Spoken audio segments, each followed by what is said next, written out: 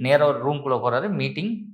அங்க வந்து உள்ள வந்து ரமணன் சார், சந்துரு அண்ணா, சுகன்யா அக்கா இவங்கலாம் ஒரு 3 பேர வந்து ஃபிக்ஷன் ஈபிஸ் எல்லாம் இருக்காங்க. சார் நான் தான் இவன் தான் நான் சொன்ன பையன் அப்படின்னோனே, ஆ கரெக்ட்டா இருப்பேன்டா. ஓகேடா. கேரக்டர் பேரு அப்பு வச்சிரலாம். கரெக்ட்டு. ஓகே.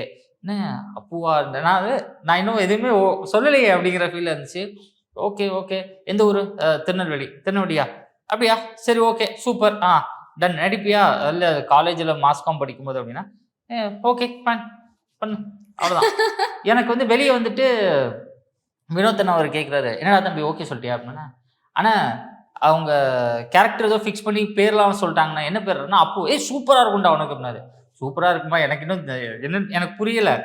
அப்புறம் அன்னைக்கு மத்தியானமே உடனே போய் வந்து செலக்ட் ஆயிட்டா வா ட்ரீட் குடுன்னு சொல்லி போய் ட்ரீட் எல்லாம் வாங்கிட்டாங்க. ஸோ முடிச்சு அவ்வளோதான். செலக்ட் ஆயாச்சு. இதுக்கப்புறம் தான் நான் ஆடிஷனே போறேன். ஓ!